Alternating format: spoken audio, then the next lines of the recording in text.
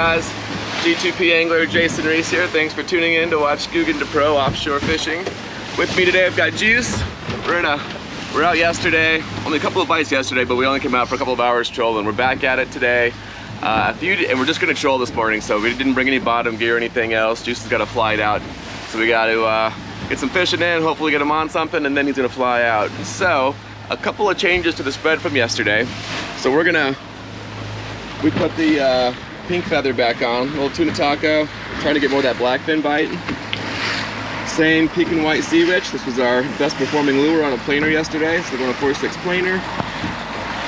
On the shotgun, this little islander style squiddy combo, a little bit weighted this time. Other big change is we swapped out for this DTX 220, so we went closer to the boat. This one's brand new, just crimped it 30 seconds ago. So when you crimp these guys, these are pretty easy. This is a 125 pound mono. I just did 10 feet of it. With the crimp right there, crimp these loops big. If you crimp these loops super tight, they won't track properly. So they can make a good sized loop when you crimp these. And then on the other outrigger, we're gonna send out this Islander feather style. And you'll see there are no ballyhoo. Ballyhoo only produced barracuda yesterday and they washed out pretty fast. So we're heading out super early. We're gonna get out here on this first light and see what we can get into, guys. All right, so 6:30, got the whole 5 line spread out, a beautiful sunrise. Taking our best shots. Forecast to be a low fishing activity day. We got like 1 foot waves out here, but we came out early. We'll clean lines if we have to, put in our best effort, and as they say, you can't catch them on the couch, so we're gonna give it hell out here. Hopefully we'll be hooked up soon. Out in 191 off Boca, and the Adlamarada flyer slash feather just got hit out of the outrigger.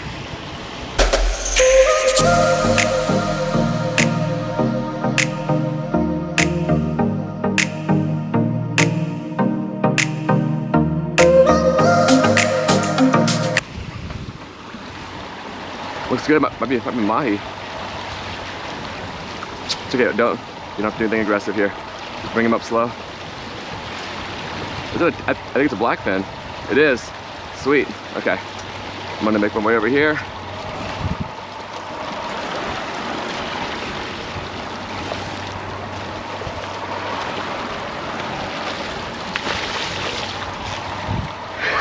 Look at that fatty! Great start! Yeah! Epic! Oh man. Yeah, I knew those feathers were gonna pay off today. Way to go, buddy. Look at that. Little Adlamarada feather combination.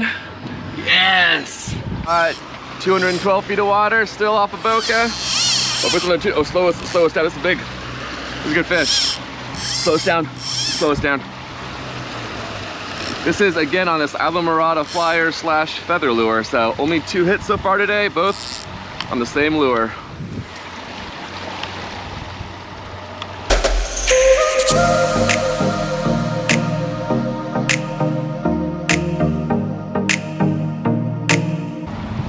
Here he is.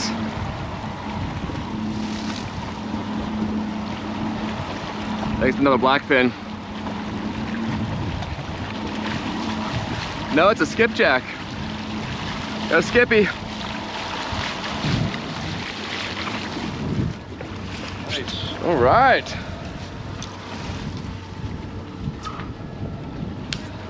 All right, skipjack tuna. 500 feet of water. We just came through some weeds. You bringing this one in? Get on it.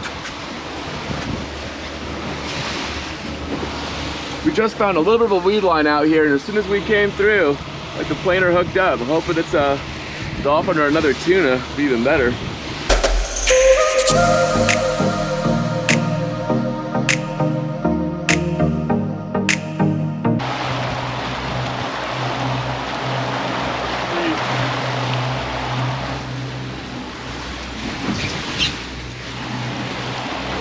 Go ahead.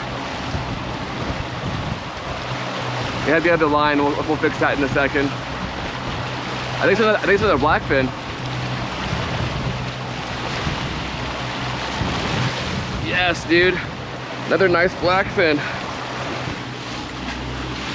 Way to go. All right.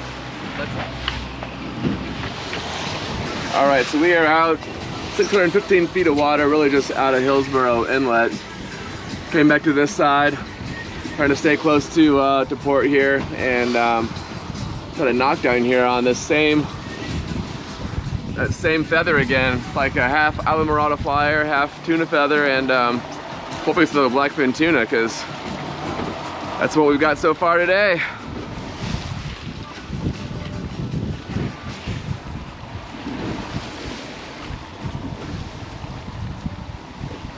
It's a little mahi.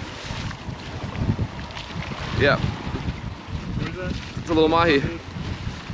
I think it's gonna be short. We'll release that guy.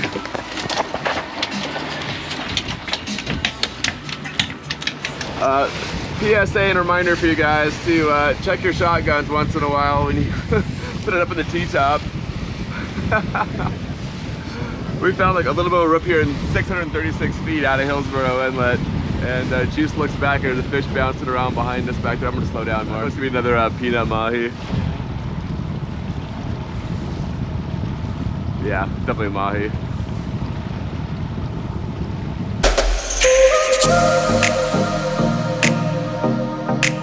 So it's June out here, and we haven't seen a lot of big mahi yet. It's been a lot of peanuts and little schoolies, unfortunately. We had one decent one last week that I broke off, grabbing it too close here at the boat. That's the first fish on this new shotgun. All right, that's good. All right.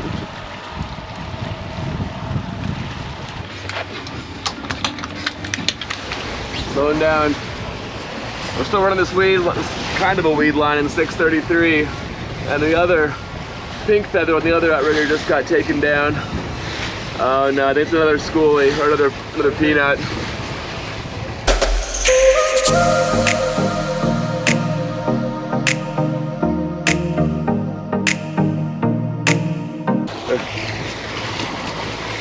Gonna flip him?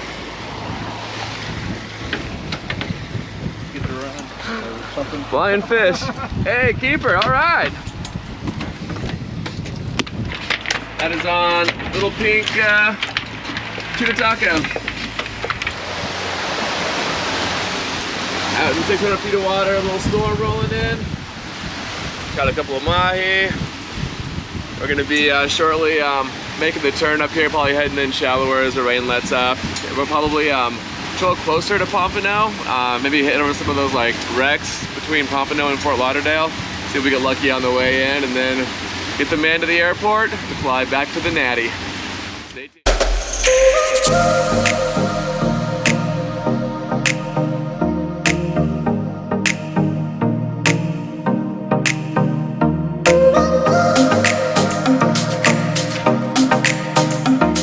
Alright guys, we are back in the inlet. We had some storms.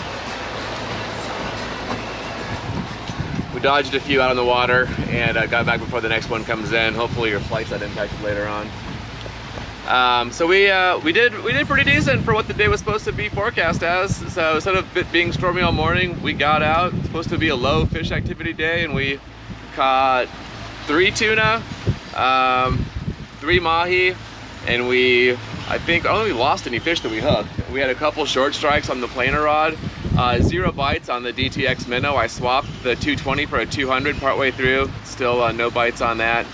Went over a whole bunch of wrecks shallower from like 100 to 150, and also we got no hits there either. So good day. I think for me the highlights were definitely catching fish, spending a day on the water with my good friend Juice. Absolutely. Hard to beat that. Lessons learned. We learned any lessons today? Check your lines. Check the lunar schedule. Check the lines. Lunar cycles. Try to plan trips around better fishing activity days. He wants a wahoo, so I told him to come back closer to a full moon next time. And what else? I think we had a pretty good spread. I mean, we were only gonna stroll for a couple of hours, so put a few fish in the box, mission accomplished. We'll send Juice to the airport, and I will eat all of his tuna tonight. So stick around for that, and thanks for watching, guys. All right, guys, so we had a couple of great back-to-back days fishing. On the night of our first day, Juice and I, we brought some tuna back, had some friends over, crushed all of it. Next day went out and caught a couple more nice blackfin tunas and one skipjack tuna. So that night we got back, we ate a bunch of it raw. Today I was just chunking it up and put it onto my salad raw. And tonight, if you can see my shirt, in honor of this, we're gonna do tuna tacos. This is my first time I'm doing tuna tacos, so we're gonna try something new, we'll see if it works, and I'll let you know honestly at the end if it was good or what I will change for next time. Whenever I'm doing something new, I usually wind up creating something decent, and then in like 2 or 3 iterations wind up kind of landing on what great looks like with the recipe. So these 2 first fillets here, these are blackfin, and these back 2 in this little piece here are skipjack. The skipjack is just a little bit more mild, and you can tell even in the flesh color, it's just a little bit lighter. I think both of these are gonna go good. So what we're gonna do is drop these in, marinate them with some serrano peppers for a little bit of heat. And we're gonna grill up these jalapeno peppers to put on top, and we're gonna drop some into something to marinate. So again, my trashy Ziploc bag, which, you know, I don't care what people say, it's just a better way to marinate fish. So as trashy as it is, the marinade works better, and I don't like having to clean up, look at some of these fillets, clean up 1,000 dishes afterwards. So this is the darker blackfin, if you can see the color there. Minor, but you can usually tell by the flesh color. All right, so then we're gonna take those, put them off to the side. We're gonna cut up some of these serrano peppers into small pieces. And I haven't always used serrano peppers, but our good family friend Bobby Boydo, he swears by them as a great way to bring some heat to some of these fish. So I'm gonna take these guys, I'm actually gonna cut them down into just a little bit smaller of pieces here. I'm not gonna get too crazy with it. All right, and we are also just going to squeeze 4 limes just in half, squeeze these into the bag as well. That'll help even start cooking the fish while it's marinating. If you're wondering whether there's a black Portuguese water dog in the corner, that is our friend Paul's dog Zeke, who is visiting our dog Skipper today. So a couple of dogs running around here having a good time. All right, so now we've got these serrano peppers. They're somewhere between half and quarter, just cut up into small pieces, and we're gonna just toss those in right on top, and we'll shake it all up when we're done. And it's gonna be a simple marinade, and we're gonna drop it into a rub afterwards. So the marinade here is gonna be just a little bit of toasted sesame oil. That's just gonna help coat it a little bit and draw a little bit of the flame. So this is gonna go on the grill, and we're gonna do this black garlic shoyu sauce, so it's kind of like a garlicky gourmet soy sauce. So put a little more of this in. We've been eating a lot of it raw with this stuff on there, and it has been pretty exquisite. Drop that in there. Zip this up. My trashy gallon Ziploc bag, Old Faithful here. So what we're gonna do now is drop this into the fridge for about an hour. All right, so the fish has been marinating for about an hour and 20 minutes. Grill's getting heated up, so now I'm going to do a rub on here. So I'm gonna start with some black sesame seeds. We're gonna need a whole bunch because we have a whole bunch of fish going on here.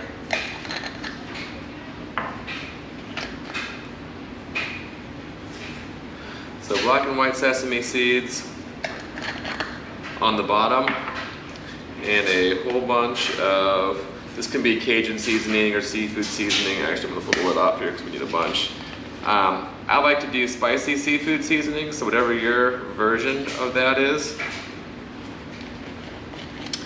And then on top of it, I'm gonna do just a little bit of brown sugar. So again, try to add a little bit of savory, spice, and sweetness, kind of get everything mixed in together. Now I won't have you guys watch me do all of these, but watch me do one. So pulling out this marinade, and when you put it into the mixture here, into the rub, you really want to press down firmly so all 3 sides really get that marinade. So at the end, it's nice and coated, and we'll take that out to the grill. So I'm gonna get the rest of these going here, and I'll see you guys out on the grill. All right, guys. So here's what we got. Bunch of sesame seed encrusted tuna fillets. It'll be 30 seconds on each side to sear. Number 1 rule for tuna and wahoo is don't overcook it. So we're gonna go 30 seconds.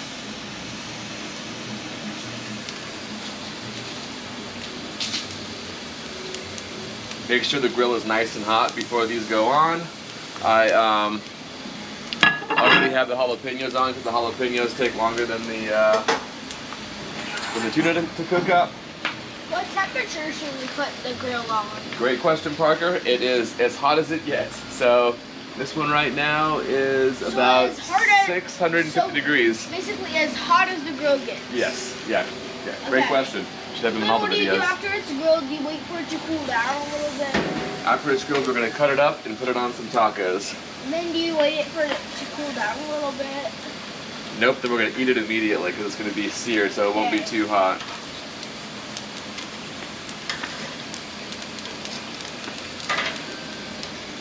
So know your grill too. If you've got hot zones, put your thicker stuff on there. I got 1 thin piece that I put towards the cooler zone. And that thinner piece won't even get 30 seconds. We'll probably let it go for about half of that. 2 swigs of beer.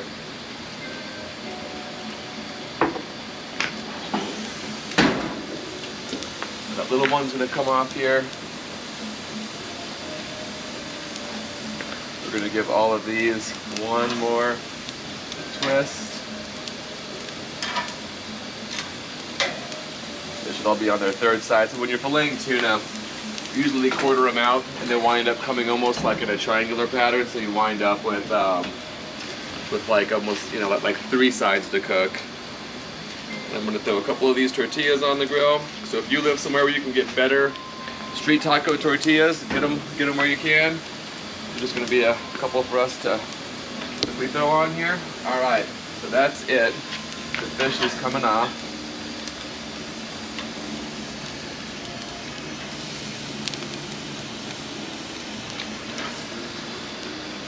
What's the part that makes this meal so good?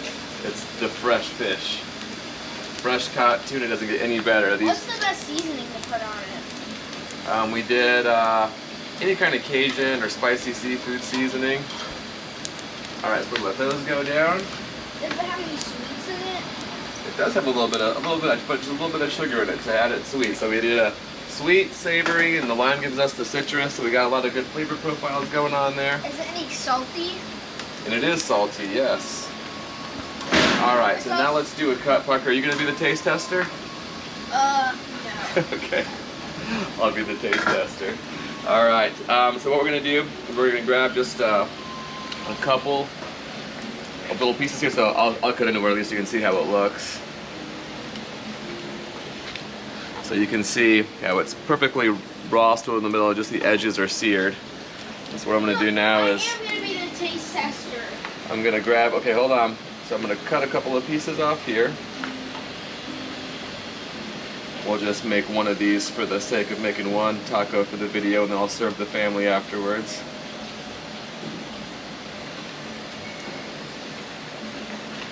Alright, so we're gonna put all this tuna into the shell here. If this video is 100 likes, the next fish he makes, I'll try. Okay, if we get 100 likes, which we'll get 100 likes by tomorrow, Parker's gonna be the next taste tester for the tuna tacos for the next recipe. All right, just put it in the middle there. So a couple of options here when you're making these. One, I think Laura is gonna do more of like a cabbage slaw and some spicy mayo. I'm not a big spicy mayo fan, so all I'm gonna do is take mine. I'm gonna put some fresh seaweed salad on top of it. And then I'm gonna squeeze some lime onto it. And the last thing that I need for a little more spice factor, is a few more jalapeno slices. So we'll just grab this guy and put a couple of jalapeno slices on there, and that is one fresh tuna taco. What are all the toppings?